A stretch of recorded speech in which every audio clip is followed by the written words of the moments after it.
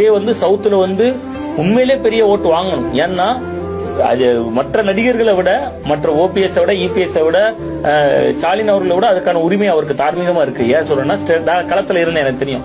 Sterlite துப்பாக்கி சூடு சம்பவம் நடந்த அன்னைக்கு 13 பேர் இறந்து போறாங்க. நான் இந்து தமிழுக்காக செய்தி எடுக்க போயிருக்கேன். முதல்ல இறந்து போன 13 பேர் வீட்டுக்கும் போய் அவங்க குடும்ப கதை எழுதணும். நான் தான் நடுப்பக்கத்தில் எழுதுறேன் இந்து தமிழ்ல. அந்த எல்லாருமே அப்பதான் உள்ள போலீஸ்காரங்க வந்து பிரஸ் சொன்னாலே உள்ள விட மாட்டாங்க. எப்பனாலும் கடல்ல கட்டி தாத்துருவாங்க. அப்படி இப்படின்னா நம்ம கட்டமைப்புகள் தானே, அப்படிதான் சொல்லிட்டு இருந்தாங்க. எல்லாரும் தூத்துக்குடி பிரஸ் கிளப்ல உட்காந்துருந்தாங்க. நான் என்னோட ஒரு டியோ பைக், அந்த பைக்ல பிரஸ் கூட ஒட்டி இருக்காது, அதை எடுத்துட்டு நார்வேல இருந்தே போயிட்டேன். ஏன்னா அன்னைக்கு 144 தடை அங்க போயிட்டேன். அதுல போயிட்டு நானே என் பிரஸ் ஸ்டிக்கரையும் கிழிச்சிட்டு, சாதாரண அந்த கவர்மெண்ட் ஸ்டிக்கரையும் கிழிச்சிட்டு நேர திரேஸ்புரம் அப்படிங்கிற ஊருக்கு தான் முதல்ல போனேன். திரேஸ்புரம்னா உள்ளே போக முடியாது, அப்படி பண்ணிடுவாங்க, இப்படி பண்ணுவாங்க, பிரச்சனை இது பண்ணிடுவாங்க. நான் என்ன பண்ணேன், நிறைய விளிம்பு நிலை மக்களோட பயணிச்சிருக்கேன் ஒரு ஜேர்னலிஸ்டா. நிறைய எல்லா மதத்தினரும் எல்லா அமைப்பினரோடையும் தொடர்பு வந்திருக்கேன். கன்னியாகுமரியில ஒரு ஃபாதர்ட்ட பேசுறேன். அந்த ஃபாதர் தூத்துக்குடி ஃபாதர்ட்ட பேசி என்னை மட்டும் உள்ள விட்டாரு. நான் போய் ஸ்டோரி எடுக்க போனேன்.